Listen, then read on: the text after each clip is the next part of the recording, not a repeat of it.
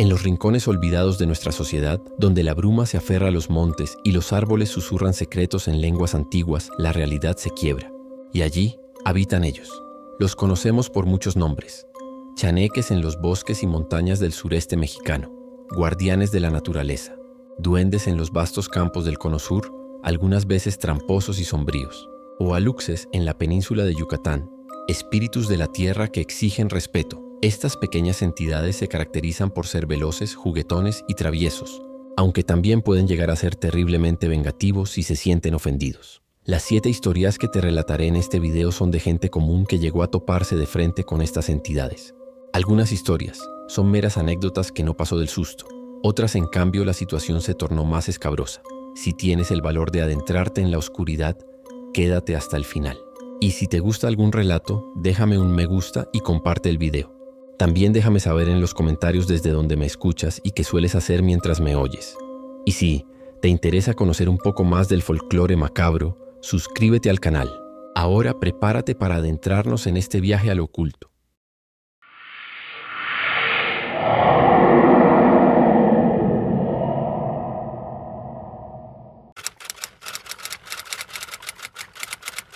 El primer relato que les contaré es una de esas experiencias que suele quedar grabada en la memoria como una espina, que molesta cada vez que intentas recordarla.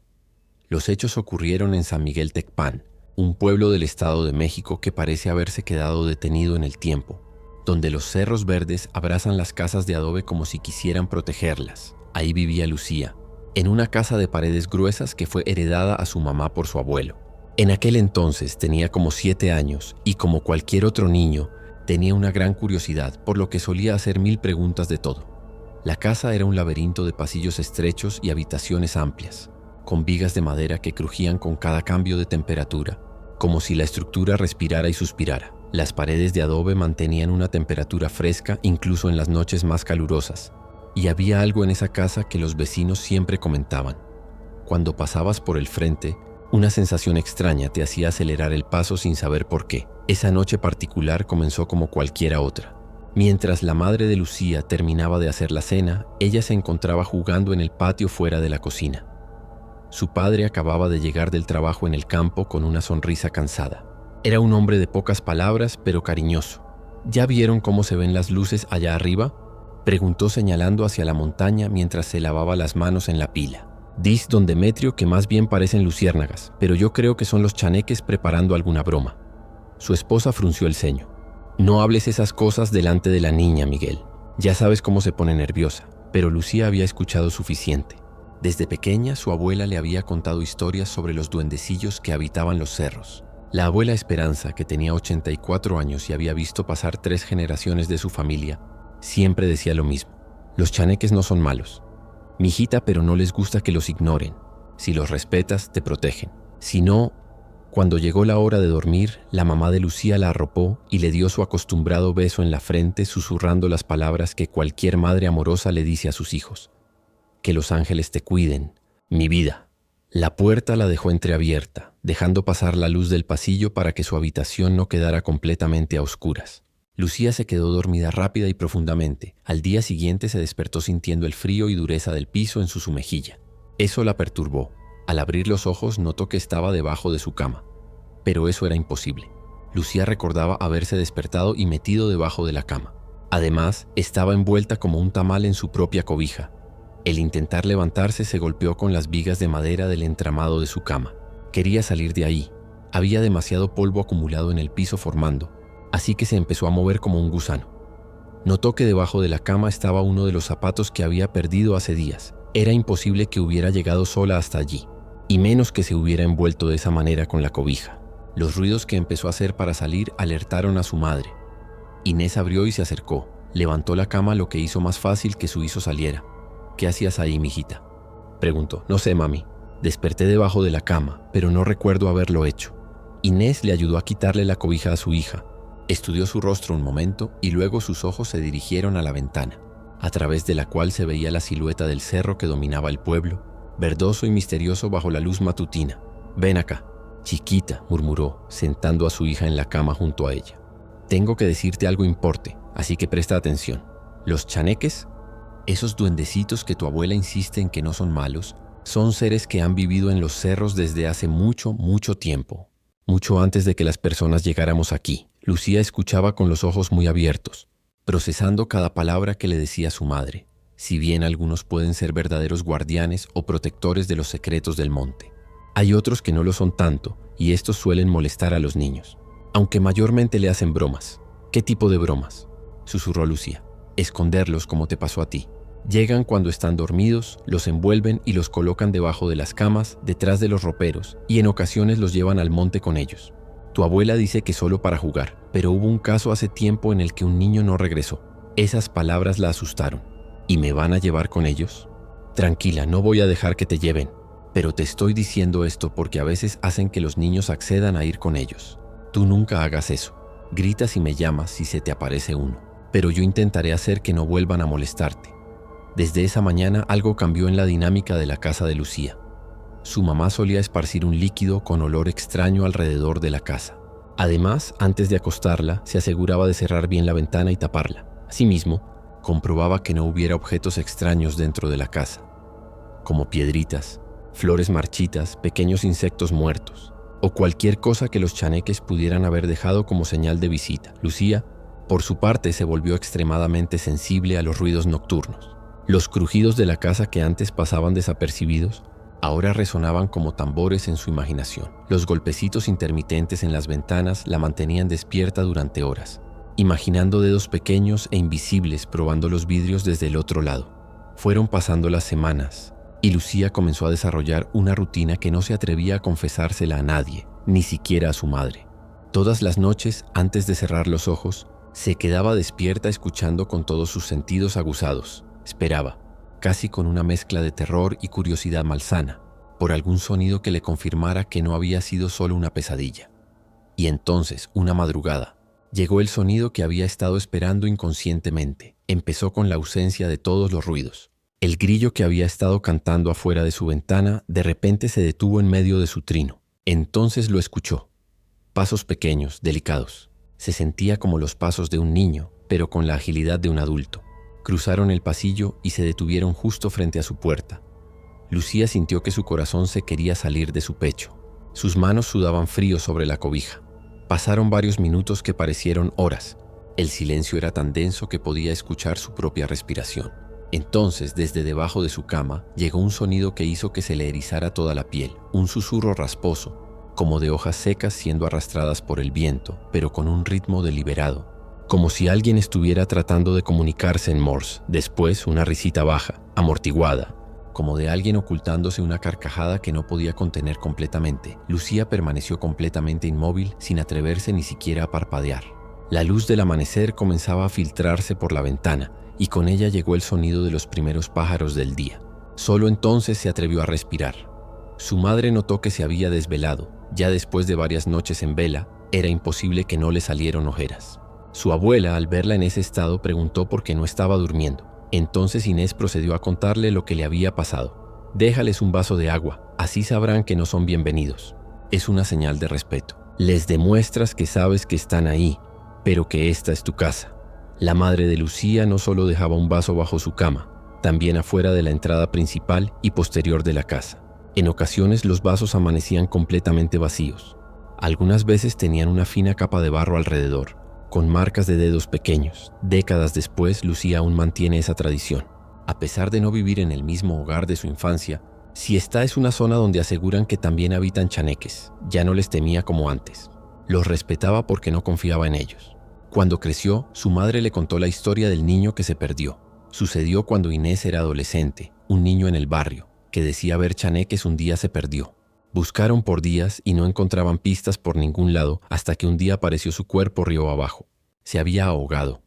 Lucía cree que algunos chaneques no actúan como protectores y así como los humanos hay duendes que son capaces de hacer daño.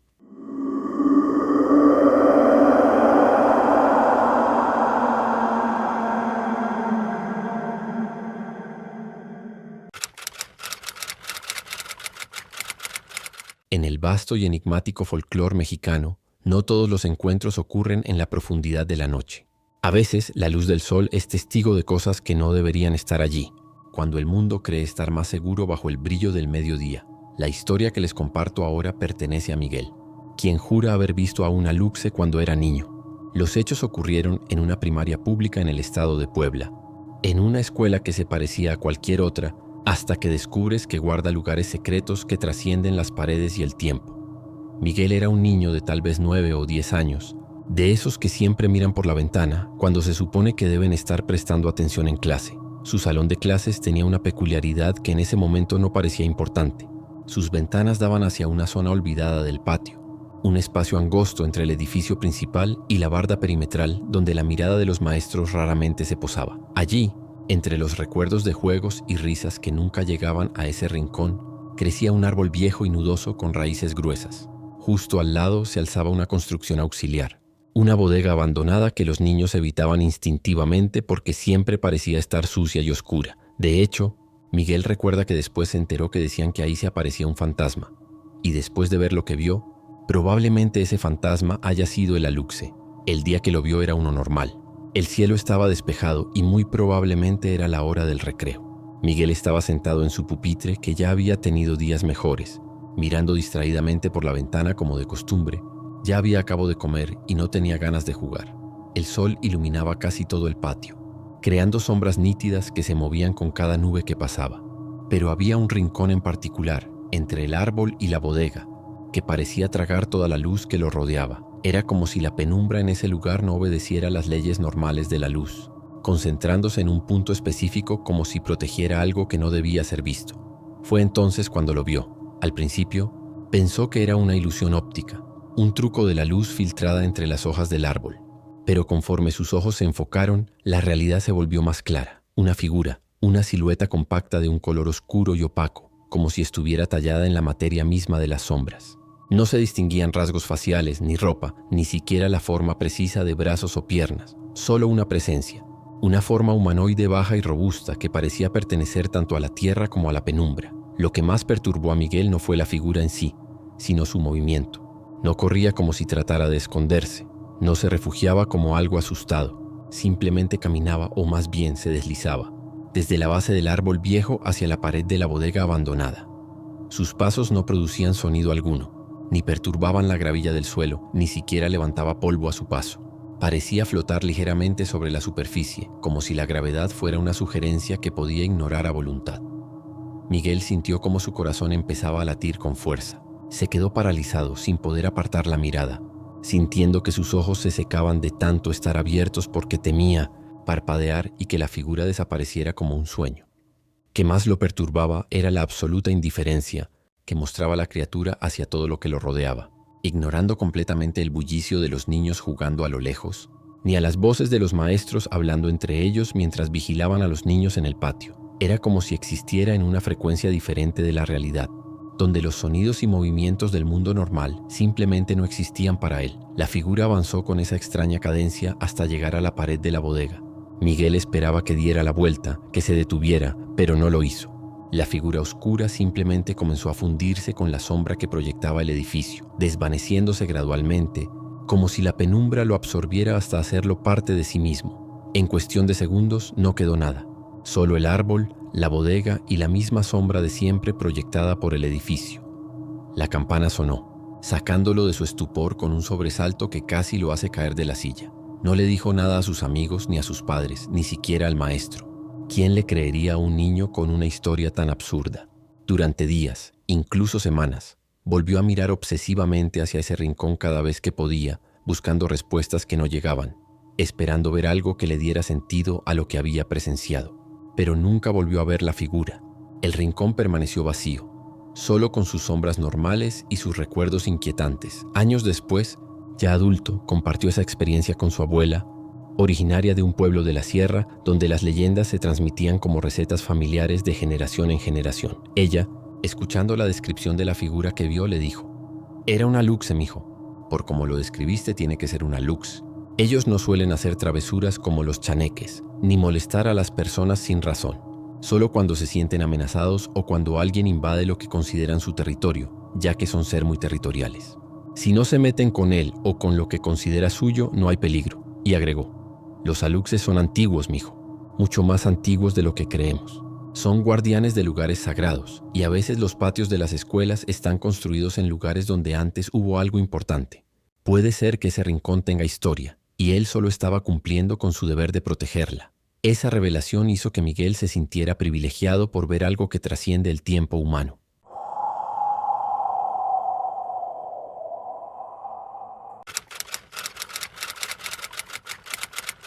A orillas del río, donde la caña crece espesa y el aire se carga con el humo de la leña y el canto de los grillos, las historias no se cuentan para asustar, sino para explicar lo que la razón no puede.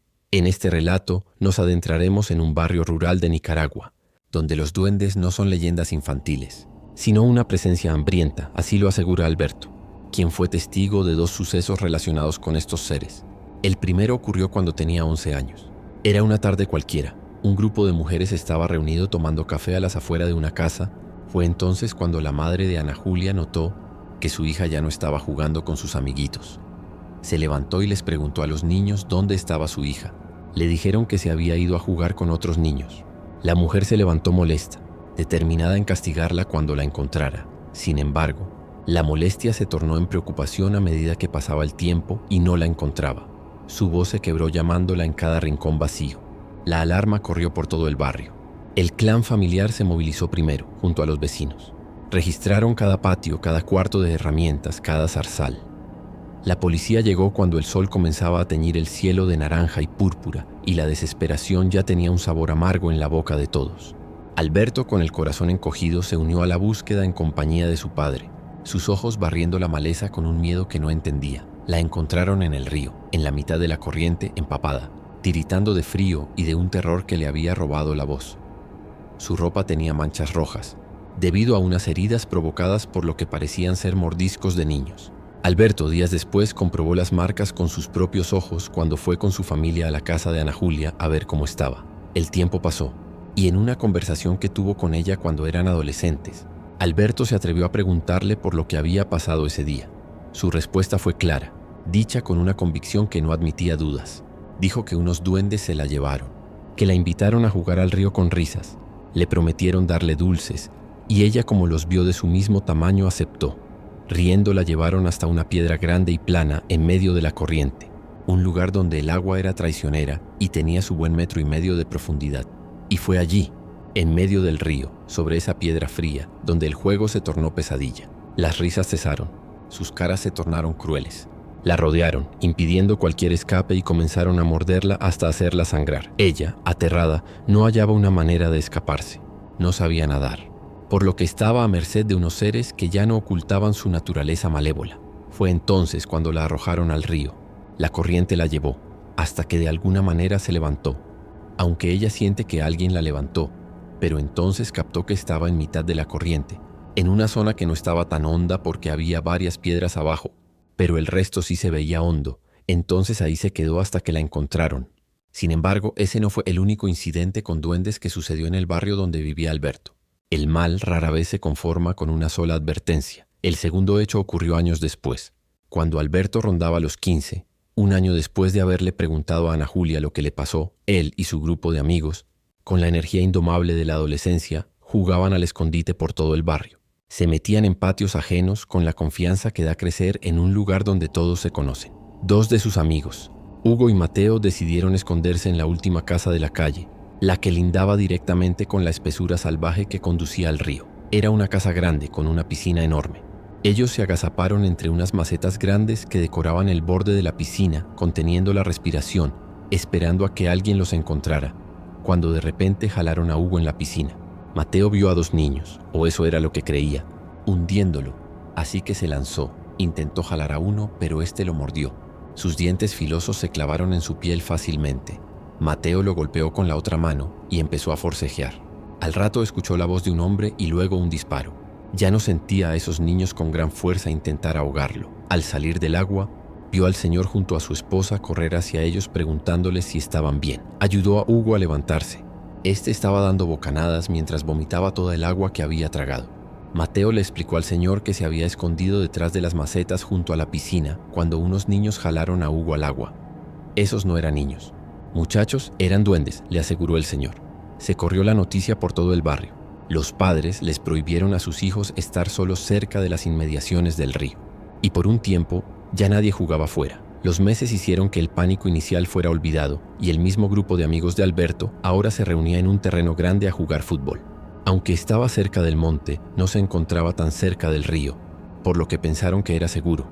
En uno de usos partidos, alguien pateó la pelota fuerte y se desvió en la espesura del monte. «La voy a buscar», gritó Mateo, el mismo que peleó en la piscina con los duendes. Sus amigos lo vieron desaparecer entre el verde oscuro, riéndose.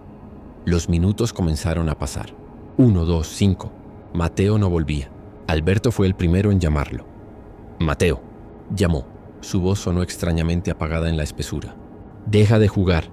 Sal de una vez». Silencio. Fue entonces cuando escuchó un grito desgarrador. Duró apenas un instante y fue abruptamente silenciado. Corrieron. Todos, como un solo cuerpo, se abalanzaron hacia el monte, gritando el nombre de su amigo. Primero vieron la pelota espichada. Mateo no estaba por ningún lado. Solo había marcas como si hubieran arrastrado a alguien. Se dividieron. Unos pocos fueron a dar aviso a los adultos, otros, armados de con ramas y piedras, siguieron el rastro. Hasta que éste llegó al río. La búsqueda fue masiva, desesperada, muchos esperando encontrarlo con vida. Al fin y al cabo, Ana Julia sobrevivió y era más pequeña. Encontraron su cuerpo 3 días después, atrapado entre las raíces de un árbol a varios kilómetros río abajo. La autopsia, fría e insuficiente, reveló que una fuerte contusión en la cabeza provocó su muerte. También tenía varias mordidas en su cuerpo, algunas partes arrancadas. Fue entonces cuando el barrio entendió la verdadera naturaleza de esos duendes. Eran depredadores, y la advertencia que habían enviado con Ana Julia había sido ignorada. Aquella tarde, en la orilla del río, los duendes no lo habían invitado a jugar. Habían reclamado un tributo, y Alberto, desde entonces, cree que los duendes son una amenaza que muchos no toman en serio.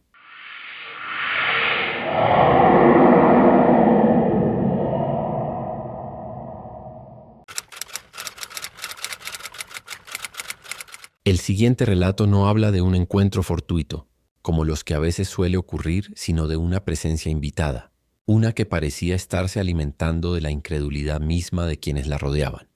Los hechos ocurrieron en un pueblo fronterizo de Texas, en una casa habitada por la familia Mendoza. En ese entonces, Javier había logrado estabilidad en su vida después de años de lucha junto a su esposa Jimena. Habían establecido un pequeño negocio, y gracias a eso tenía una casa propia. Su mundo estaba ordenado, sus reglas eran claras y su filosofía de vida simple. Todo lo que tienes se consigue gracias a tu esfuerzo y voluntad. Hace un par de años, recibió en su casa a su hermano Jairo y su cuñada Rosa. La situación era común en las comunidades fronterizas. Ellos querían probar suerte en Estados Unidos, buscar mejores oportunidades de vida, y Javier, como buen hermano, les ofreció un lugar donde vivir por un tiempo, mientras se establecían. Lo que no sabía era que esa decisión cambiaría la dinámica de su hogar y su comprensión de lo que significa convivir con fuerzas que no se pueden explicar con lógica. Rosa era una mujer cubana muy alegre. Su energía llenaba los espacios vacíos de la casa y su risa contagiosa hacía que hasta los momentos más mundanos se sintieran ligeros. Pero Rosa tenía algo que la diferenciaba de las personas que Javier había conocido. Una creencia que él inicialmente atribuía a la excentricidad de ser extranjera, pero que poco a poco descubriría que tenía raíces mucho más profundas. Decía que tenía un duende, un espíritu familiar al que tenía que mantener contento. No lo decía como quien habla de una mascota imaginaria o una superstición, sino con la naturalidad de quien habla de un familiar que vive con él. Para Rosa, este duende no era una creencia o un ritual aprendido. Era una realidad tan concreta como el aire que respiraba. «Ha estado en mi familia desde siempre», le contó a Jimena mientras preparaban la cena una tarde. «Al principio yo creía que era locura de mi madre, hasta que a los 13 sentí su presencia. Mi mamá me explicó cómo tratarlo y gracias a él he podido llegar a donde estoy ahora». Jimena escuchó esas historias con la curiosidad educada que se muestra ante las tradiciones de otros, pero sin darles más peso del que merecían.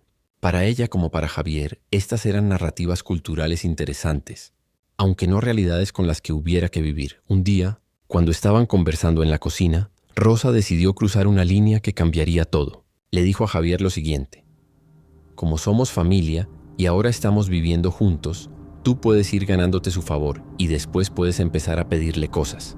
Déjale un poco de café con azúcar, un trago de ron. Si lo tienes de tu lado te traerá buena suerte. Si lo descuidas, digamos que es mejor mantenerlo contento. Javier solo se echó a reír y declinó la oferta. No era una risa cruel o despectiva, sino la risa comprensiva de quien entiende que las personas necesitan sus rituales, sus historias, sus formas de darle sentido al mundo. Para él, era pura superstición, una tradición cultural que se debía respetar, pero no tomar en serio. Además, no creía necesitar el favor de un duende. Todo lo que tenía, su negocio, su casa, su estabilidad, lo había conseguido a base de su esfuerzo, de levantarse temprano, de tomar buenas decisiones, de trabajar hasta que las manos se le llenaran de callos. Pero puede ser que Rosa se lo tomara de otra manera. Ahora que ha pasado un tiempo, Javier puede ver las cosas con otra perspectiva, porque sinceramente no la considera una mala persona. Mientras todos estaban en la sala, se dirigió a la nada detrás de su espalda. ¿Sabes qué? Como mi cuñado no cree en tu existencia, asústalo un poco, déjale saber que estás aquí. Javier no le prestó mucha atención a eso, pensando que se había molestado y ahora quería infringirles miedo hablándole a algo que no existe. Rápidamente lo olvidó, como se olvida una conversación casual entre vecinos. Esa misma tarde, mientras acomodaba la cama de su habitación después de una jornada de trabajo, sintió que montó sobre su espalda. Era como un niño. Se quedó helado. Ni él ni su hermano tenían hijos. Las manos de la criatura sujetaban sus hombros con fuerza. Javier apretó fuerte la almohada que tenía entre sus manos. Su respiración se volvió superficial. Sus músculos se tensaron como resortes listos para saltar. Lentamente, con la lentitud tortuosa de quien teme lo que podría encontrar, giró la cabeza, con la piel erizada del miedo desde la base del cuello hasta la coronilla. No vio a nadie. El cuarto estaba vacío, silencioso, normal. Entonces se dio cuenta que ya no sentía el peso en su espalda. Revisó toda la habitación. Miró debajo de la cama, abrió los armarios, revisó el baño. Estaba solo, completamente solo. Sin embargo, percibió que en el aire quedó flotando una sensación de burla, como si alguien invisible se estuviera riendo de él desde su rincón oculto. Esa fue la primera señal de la existencia de ese duende. Pero Javier, con esa terquedad que lo caracteriza, decidió que había sido un producto de su imaginación. El estrés acumulado, posiblemente un músculo contraído. Entonces, el duende empezó a molestar a su esposa, Jimena. Una noche, mientras barría la cocina, una tarea que siempre hacía con la meticulosidad de quien encuentra paz en el orden doméstico, sintió una punzada clara en la espalda, justo entre los omóplatos. Era la sensación inconfundible de que la habían tocado con un objeto delgado y duro, como la punta de un palo. Se enderezó de golpe, frotándose el lugar con la mano, y miró a su alrededor para ver quién había sido. La cocina estaba desierta. No había nada cerca que pudiera haberle picado de ese modo, ni mucho menos una persona oculta. Un escalofrío le recorrió la espina dorsal. Esa misma noche, Jimena tuvo una pesadilla. En ella, una figura pequeña y oscura, de rasgos imposibles de distinguir, se fue acercando a su cama lentamente, hasta que llegó a la altura de su rostro y le empezó a susurrar en el oído. No reconoció el idioma en el que le habló. Era un sonido rasposo, como piedritas siendo frotadas contra metal oxidado, un murmullo que parecía arrastrarse desde un lugar muy antiguo y húmedo, y pese a que las palabras no tenían sentido para su mente consciente, tenía el presentimiento de que eran advertencias, quejas y demandas. Se despertó con un jadeo, bañada en un sudor frío que empapaba las sábanas. La oreja le hormigueaba como si todavía sintiera los murmullos del duende. A partir de entonces, la atmósfera en la casa se volvió pesada. Los ruidos nocturnos se multiplicaron. Arañazos en las patas de las camas que sonaban como uñas reales tentando madera. Objetos que desaparecían de un lugar y aparecían en otros completamente diferentes. Pasos que se escuchaban en el techo cuando no había nadie arriba. Una noche Javier, harto de ver el terror creciente en los ojos de su esposa y sintiendo como su propia cordura se tambaleaba, decidió que ya era suficiente. No iba a vivir aterrorizado en su propia casa. No iba a permitir que entidad destruyera la paz que tanto le había costado construir. Recordó las viejas historias de su abuela en Coahuila, en el que siempre aconsejaba: no se negocia con estas cosas, se les enfrenta con firmeza, con la determinación de quien sabe que el miedo solo funciona cuando se le permite crecer. Con una rabia que le nacía de lo más profundo de su ser, de esa protección instintiva que desarrolla un hombre cuando ve sufrir a su familia, agarró un puñado de sal gruesa de la cocina y se plantó en el centro de la sala como quien se prepara para una batalla. La sal era algo tangible, algo que él podía controlar, algo que pertenecía a su mundo lógico. «Basta», dijo en voz alta y con una determinación feroz que resonó en cada rincón de la casa. «Esta es mi casa. Tú no eres bienvenido aquí. Lárgate». Las palabras salieron de su garganta con una fuerza que no sabía que poseía. como si toda su frustración acumulada se hubiera canalizado en ese momento de confrontación, y empezó a esparcir la sal en forma de cruz en el umbral de la puerta principal y frente a todas las ventanas, creando barreras físicas que esperaba fueran suficientes para mantener fuera cualquier cosa que no fuera bienvenida.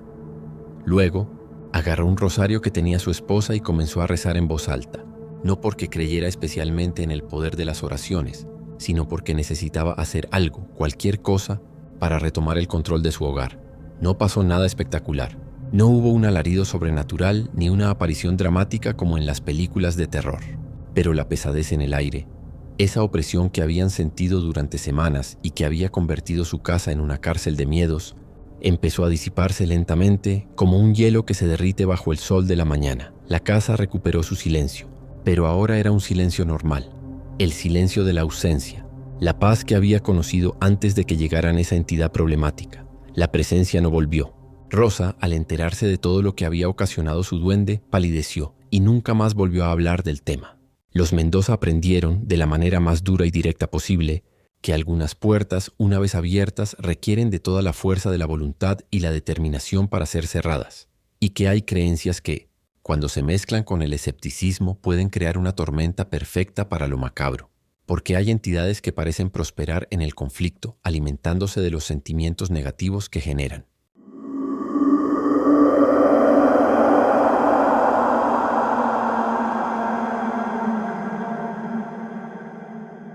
Si te están gustando los relatos, deja un me gusta y un comentario. De esta manera me ayudas a crecer. En las faldas de las montañas de Oaxaca, México, donde el aire huele a tierra húmeda y el silencio es tan profundo que parece tener peso, suceden cosas que la ciudad no puede explicar. Eventos que operan bajo leyes que el mundo moderno prefiere ignorar. El siguiente relato pertenece a un hombre que durante una visita familiar en su adolescencia se enfrentó a la incómoda y escalofriante certeza de que no estamos solos en estos parajes remotos, que hay presencias ancestrales que observan desde las sombras. Él tenía 13 años y aquella fue probablemente una de las últimas veces que visitó la casa de su tía, porque lo que vivió en esos pocos días lo asustaron lo suficiente para mantenerlo alejado. La propiedad de sus tíos era imponente. Una de esas casas que se notaba que fueron diseñadas para resistir el paso del tiempo. El esposo de su tía era un hombre próspero dedicado a la cría de ganado y decidió construir una casa grande, con grandes espacios, para albergar a familiares y amigos sin problema. No obstante, la finca quedaba muy retirado del pueblo más cercano, encajonada entre pastizales infinitos que se extendían hasta donde la vista podía alcanzar y la imponente mole oscura de la montaña que dominaba el horizonte como un guardián silencioso. Se sentía como un mundo aparte, gobernado por sonidos primordiales, los relinchos de los caballos que interrumpían la quietud matutina, el mugido profundo del ganado que se perdía en la distancia y los ladridos lejanos de los perros guardianes que marcaban el territorio con su vigilancia constante. En esa casa la naturaleza no era un paisaje de fondo, sino el protagonista absoluto de la vida cotidiana, y esa primacía de lo natural traía consigo consecuencias que el adolescente de ciudad no podía imaginar. Los primeros días de aquella visita transcurrieron con la normalidad bulliciosa de cualquier reunión familiar.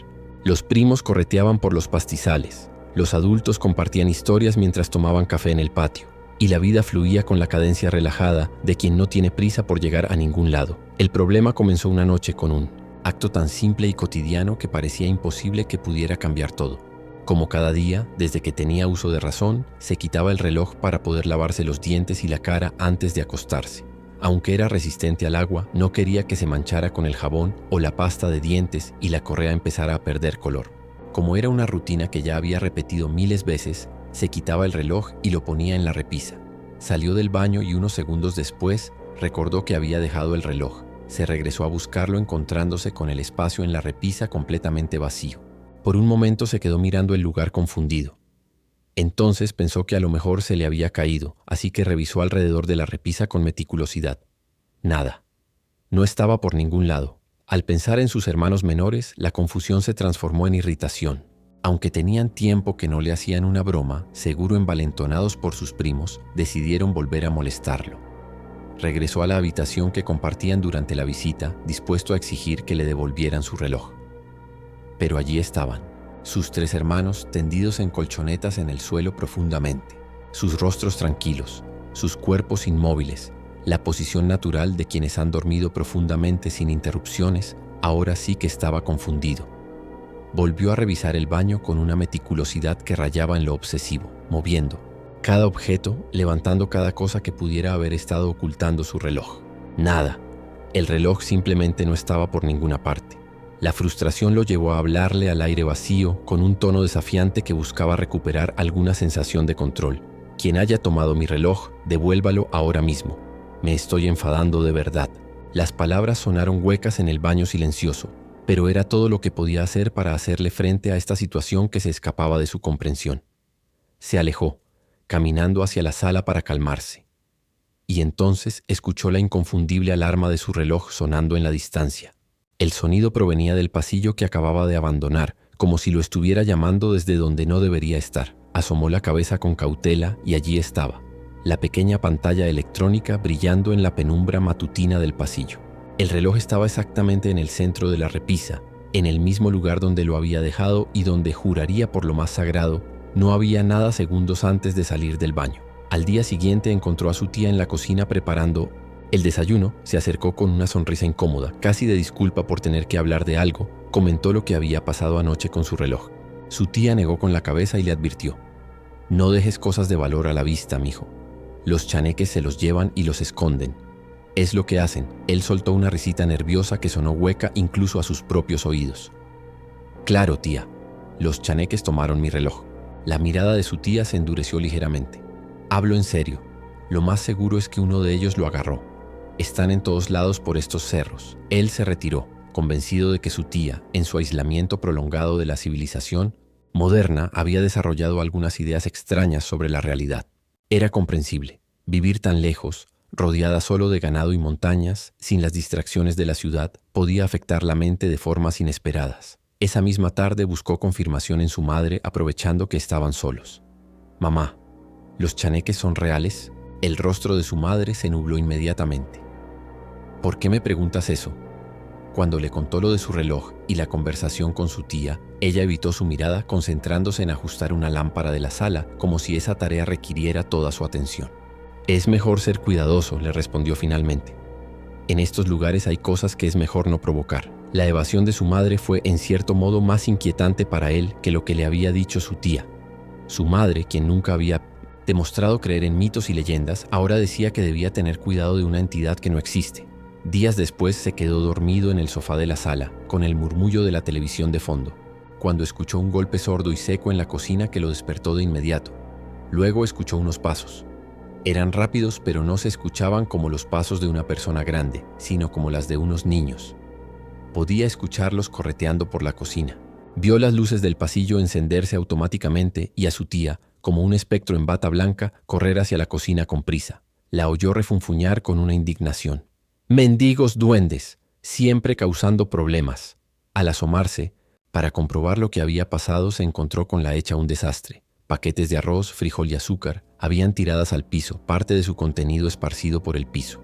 «¿Fue un mapache?», preguntó él, aún aferrado a la lógica con una desesperación creciente. Su tía, limpiando enfadada el desorden con movimientos automáticos, solo gruñó: «Los chaneques. En ocasiones vienen cuando no hay nadie cerca. Son muy astutos». Él no dijo nada, así que solo empezó a ayudarla a limpiar. Mientras recogía el azúcar, su mirada se clavó en un punto, y allí, sobre el fino polvo blanco que cubría los azulejos, había huellas. No eran de ningún animal que él conociera, ni de mapache, ni de ratón, ni de perro. Eran pequeñas, no más grandes que las pisadas de un bebé, pero con una forma definida como la de un pie adulto. Miró a su tía y ella sostuvo su mirada sin sorpresa, sin explicaciones que dar. No dijo nada, no hacía falta. «Te lo dije», era lo que claramente decían sus ojos. Pero lo que de verdad le generó pavor fue lo que ocurrió otra noche. En la oscuridad total de la habitación compartida, donde sus hermanos respiraban pacíficamente a su lado, los oyó otra vez. Los mismos pasos menudos y rápidos que había escuchado en la cocina. Estaban corriendo justo al frente de su cama, como niños jugando en un parque de diversiones invisibles. Con un movimiento brusco se incorporó en la colchoneta, sus ojos intentando adaptarse mejor a la oscuridad de su cuarto, y entonces lo vio. Una silueta no más grande que la de un niño pequeño, pero que se movía de una manera imposible, con un bamboleo dificultoso que sugería músculos y huesos que no seguían las leyes normales de la anatomía, pero a la vez con una velocidad sobrenatural que la hacía aparecer y desaparecer entre las sombras como un fantasma juguetón. Se levantó corriendo hacia el interruptor de la luz con una urgencia que le hacía temblar las manos. Todo su cuerpo se agitaba por la combinación de miedo y adrenalina. No obstante, en la habitación solo estaban sus hermanos dormidos, ajenos, completamente a lo que había estado sucediendo a centímetros de sus cuerpos. Ya no escuchaba los ruidos que lo habían despertado. Todo estaba en silencio, como si la presencia hubiera decidido que ya era suficiente. Eso se repitió varias noches, incluso llegó a sentir mordidas en sus brazos y pies, por lo que cuando finalmente se fueron sintió un alivio tan profundo, porque a pesar de que su tía y madre eran conscientes de la existencia de estas entidades, parecían no saber qué hacer para mantenerlos alejados de él. Así que decidió no volver más ahí.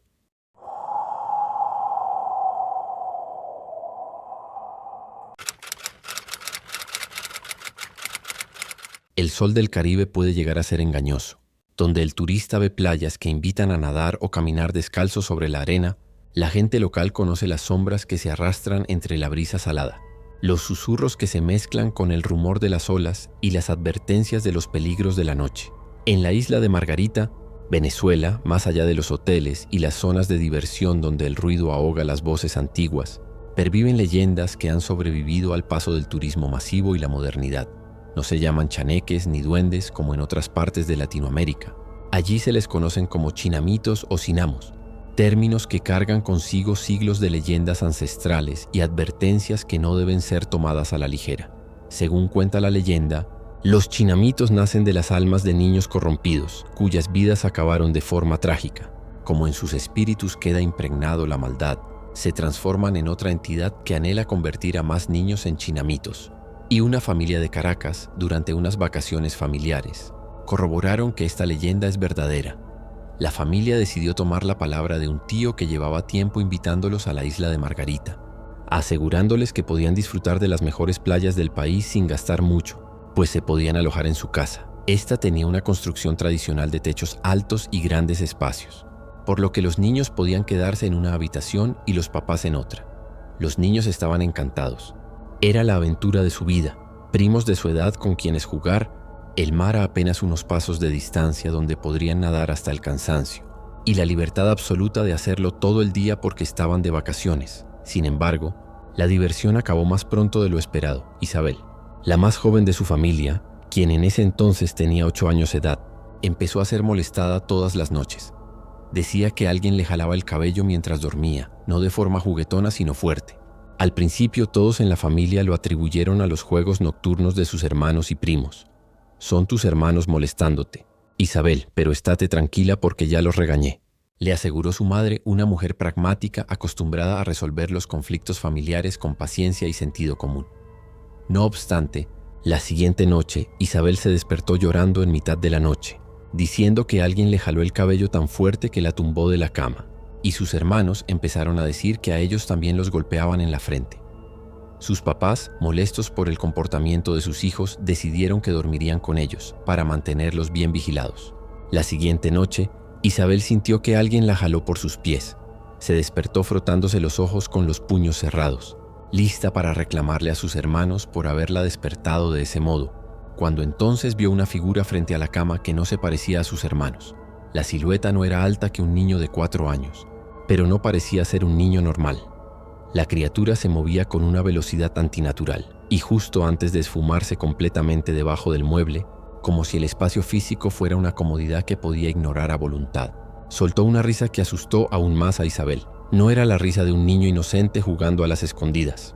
Era una risita chillona y metálica, un sonido seco y burlón que se le quedó grabada en la memoria con la nitidez de una cicatriz que nunca se desvanece. Al día siguiente, le cuenta a su madre lo que vio. Esta, al ver lo asustada que estaba su hija, y tomando en cuenta que nunca había sido de tener amigos imaginarios, le creyó, así que decidió hablar con su tío para compartirle la situación. «Son chinamitos», afirmó. «A ellos les gusta molestar a los niños, pero pensé que ya no podían entrar a la casa». Entonces se levantó, llamó a su mujer y reunió a todos los niños en la sala de la casa. «Su prima me ha dicho que ha visto a los chinamitos, así que seguramente algunos de ustedes también lo habrán visto. ¿Ellos los han invitado a jugar alguna vez?». Los niños asintieron lentamente, intercambiando miradas que revelaban que todos habían tenido experiencias similares, pero nadie había osado hablar de ellas. Entre murmullos nerviosos, comenzaron a contar historias de sus propios encuentros con estas presencias misteriosas. En el patio trasero, cerca de los matorrales altos y frondosos que separaban la casa de la playa y donde los adultos rara vez escrutaban, a veces aparecían niñitos que los llamaban con gestos para que fueran a jugar con ellos en la playa. Habían pensado que eran niños de otras familias, pero como se veían raros, nunca fueron a jugar con ellos. «Escúchenme bien», habló la mujer del tío, y su voz tenía ahora un tono de urgencia que los hacía sentir que sus vidas dependían de prestar atención a cada palabra. «Nunca se vayan a ir con ellos. Por más que los llamen, por más insistentes que sean, ustedes se quedan aquí, en esta casa, donde están protegidos. Porque esos no son niños como ustedes. Y si los siguen, los pueden llevar a la playa y ahogarlos. Es su manera de conseguir nuevos compañeros». Un silencio pesado cayó en la sala. El mar, que hasta entonces había sido un símbolo de vacaciones perfectas, diversión veraniega y juegos de infancia, de repente se convirtió en una tumba potencial que esperaba con paciencia a que los niños se confiaran lo suficiente para bajar la guardia. Y si los vuelven a ver, a la hora que sea, día o noche, no importa si estamos durmiendo, nos llaman inmediatamente, les dijo el tío con una firmeza que no admitía discusión. Estos seres no comprenden de las reglas humanas. Ellos tienen sus propias reglas, y esas reglas no incluyen mantener a los niños a salvo. Por un par de días, la situación pareció calmarse, como si las advertencias hubieran tenido efecto. Isabel no volvió a ser molestada los ruidos extraños desaparecieron de los patios y los pasillos, y la familia comenzó a respirar con una tranquilidad que creían perdida, hasta que una noche, cuando uno de los hermanos de Isabel se levantó para ir al baño, todos se despertaron al escuchar sus gritos desesperados. El primero en salir disparado fue su papá, seguido por su mamá. Ella y su otro hermano se miraron y decidieron salir también tomados de la mano. Cuando llegaron al pasillo que llevaba al baño, vieron a su hermano llorando y lleno de arena. Al parecer, cuando se dirigía al baño por el pasillo lateral que era más corto, 2 chinamitos se le aparecieron y lo invitaron a jugar cerca de la playa. Él, sintiendo el miedo crecer en su estómago, les dijo que no con voz temblorosa. Antes de que pudiera correr hacia la seguridad de su familia, las 2 criaturas cambiaron frente a él, perdiendo su apariencia inocente y transformándose en algo que no pudo describir bien. Pero decía que se veían más viejos, aunque seguían teniendo el mismo tamaño, y se abalanzaron sobre él, lográndolo tumbar y arrastrar con extrema facilidad hacia el jardín trasero. Al día siguiente sus papás empacaron todo para irse. No iban a esperar a que uno de sus hijos acabara perdiendo la vida.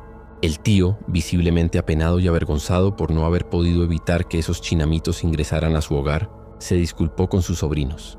«Es culpa mía», repetía mientras los ayudaba a empacar. «No comprobé que estos duendes podían meterse a la casa a pesar de las protecciones que puse antes de que ustedes vinieran y como nunca habían llegado a molestar a mis hijos de este modo». Isabel, años después de aquella experiencia traumática, siendo ya una adulta, se enteró de otras cosas que no sabía. Por ejemplo, que sus primos nunca fueron molestados por los chinamitos porque tenían unas pulseras de protección que su abuela materna les regaló. Amuletos que aparentemente sí tenían el poder de mantener a estas entidades sobrenaturales a raya. También supo que su tío, después de aquello, contrató a una bruja local que cómo alejar a esos seres de su hogar de forma definitiva y al parecer sí logró hacerlo, aunque ni Isabel ni ningún integrante de su familia regresó a comprobarlo. De hecho, desde ese entonces teme ir a la playa, aunque no sean las de Margarita, porque el sonido de las olas les hace recordar esos momentos de terror que vivió cuando niña.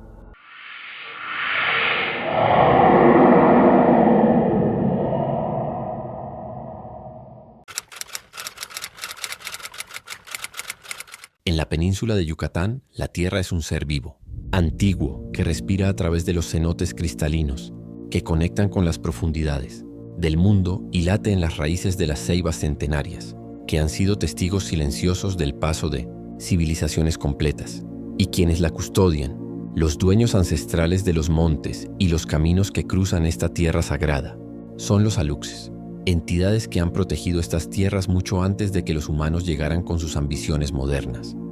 Sin embargo, estos espíritus se han podido adaptar bien, llegando a convivir en algunas ocasiones de manera pacífica con los seres humanos. De hecho, esta última historia demuestra que aluxes pueden llegar a tener un pacto tácito con los humanos para vivir en armonía, siempre y cuando le muestren respeto a ellos y a la tierra. Este relato pertenece a Doña Rosario, una mujer que, como dicen en los pueblos, siempre ha tenido el don de ver. Para ella, El mundo invisible es tan tangible como el mercado que visita cada semana o la cocina donde prepara los platillos.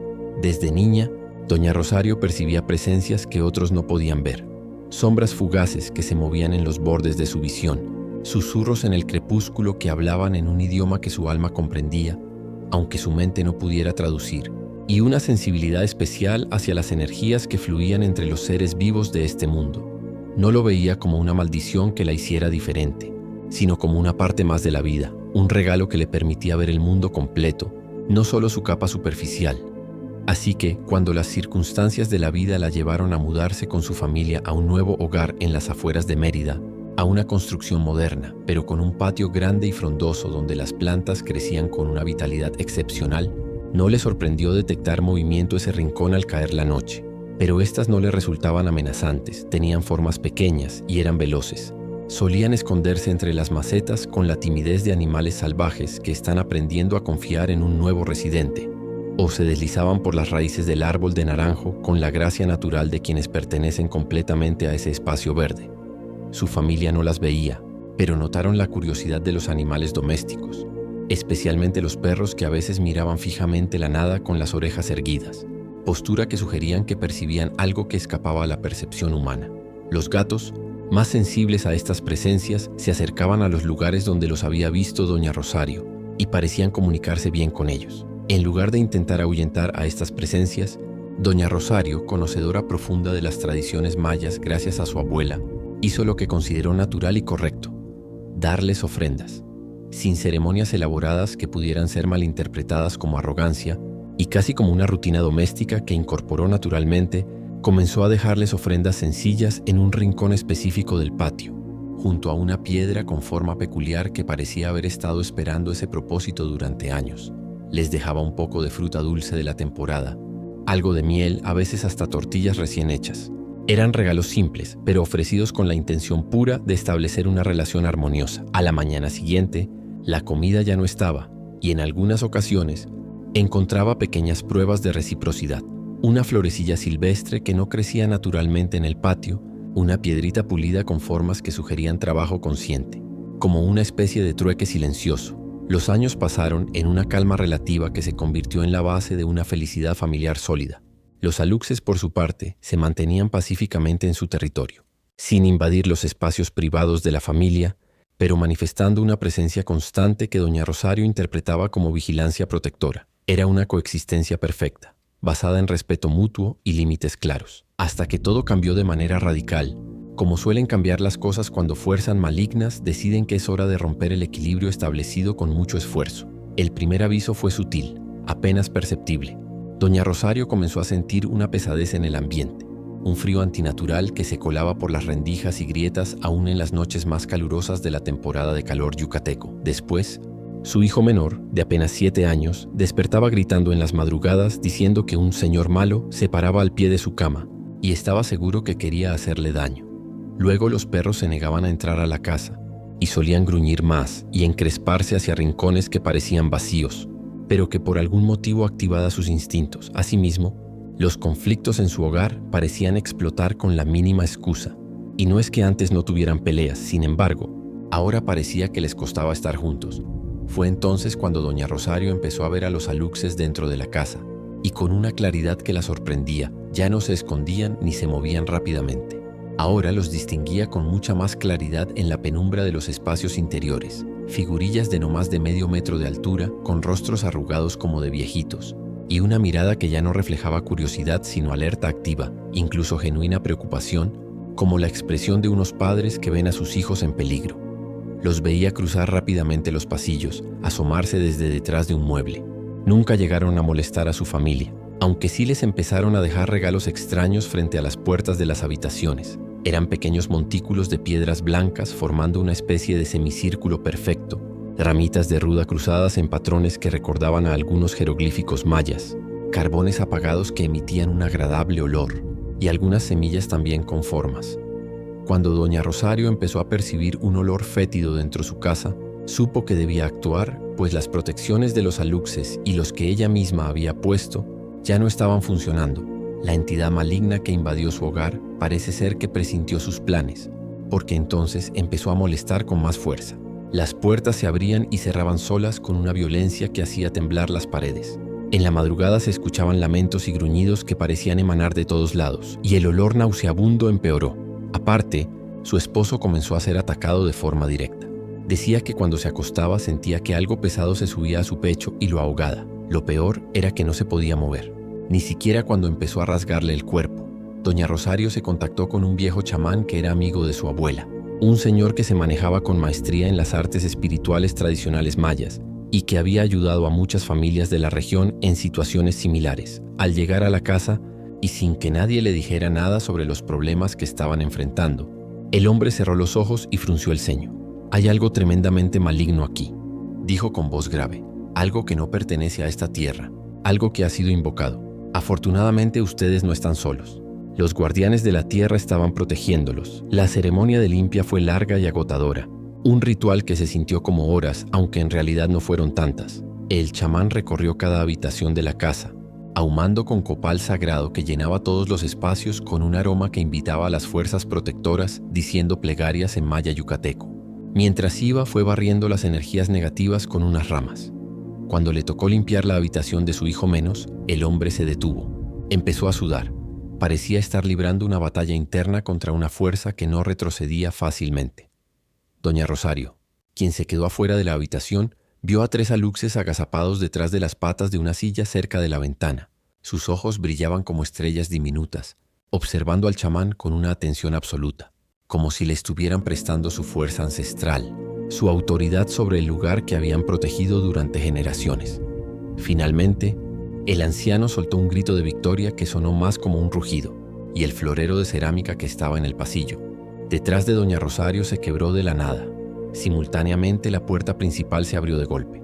El cambio en el ambiente se sintió casi de inmediato, como si un velo pesado que había caído sobre la casa hubiera sido removido. El anciano le informó a Doña Rosario que todo había sido obra de un trabajo de brujería, y no uno simple para trancar caminos. Le pagaron a alguien que conoce bien de rituales oscuros, que son capaces de enviar demonios a acabar con los integrantes de su familia. Pronto sabría quién había sido el autor de ese trabajo, ya que es bien sabido que todo trabajo tumbado se regresa 3 veces peor hacia quien lo envió. Con el tiempo, los eventos confirmaron las predicciones del chamán. Doña Rosario se enteró de que un viejo vecino, a quien habían considerado un amigo durante años y que había visitado su casa con la frecuencia de la amistad verdadera, empezó a sufrir una serie de infortunios inexplicables que destrozaron completamente su vida. Uno de sus hijos acabó siendo poseído por una entidad y acabó perdiendo la vida mientras le realizaban un exorcismo. Por su parte, Doña Rosario y su familia lograron superar el difícil momento y reconstruir su relación, que había empezado a resquebrajarse. Los aluxes gradualmente se retiraron de nuevo al patio, pero ahora su presencia tenía una calidad diferente. Ya no eran solo guardianes distantes, sino aliados que ya habían probado su fidelidad. Doña Rosario hasta el día de hoy sigue dejándole ofrendas, aunque ya han pasado más de 25 años de ellos. Pero nunca más su familia volvió a sufrir de otro ataque demoníaco o de brujería, y ella siente que ellos han tenido que ver mucho con eso. La lección que aprendió la familia de Rosario es que lamentablemente no todo aquel que diga ser tu amigo lo es, y que puedes encontrar protección en aquello que desconoces si muestras respeto.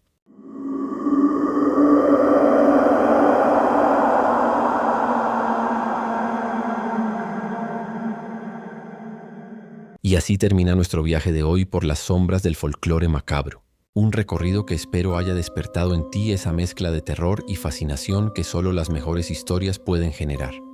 Si has llegado hasta aquí, eso significa que fuiste lo suficientemente valiente para ver todo el video. Si ese es el caso, déjamelo saber en los comentarios escribiendo reto superado. No dudes en compartir el video con tus familiares y amigos. Y como las promesas deben cumplirse, recuerda dejarme un me gusta, ya que cada me gusta es un mensaje directo de que estoy haciendo un buen trabajo buscando historias aterradoras para su entretenimiento. También puedes suscribirte al canal para recibir notificaciones cuando suba nuevos videos con más leyendas, más testimonios reales y más encuentros con lo inexplicable. Hasta la próxima. Mantente seguro, sé respetuoso y nunca ignores las señales que te dan estos guardianes de nuestra tierra. Nos vemos en el próximo video.